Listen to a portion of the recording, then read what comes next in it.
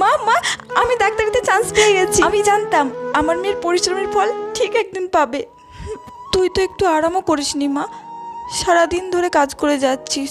এরকম করলে তো তুই অসুস্থ হয়ে পড়বি মা। আমাদের কাজটাই তো এটা মা, মানুষের প্রাণ বাঁচানো।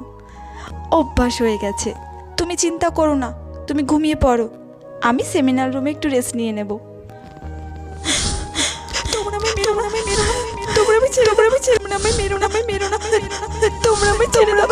হ্যালো, আপনার মেয়ে সুইসাইড না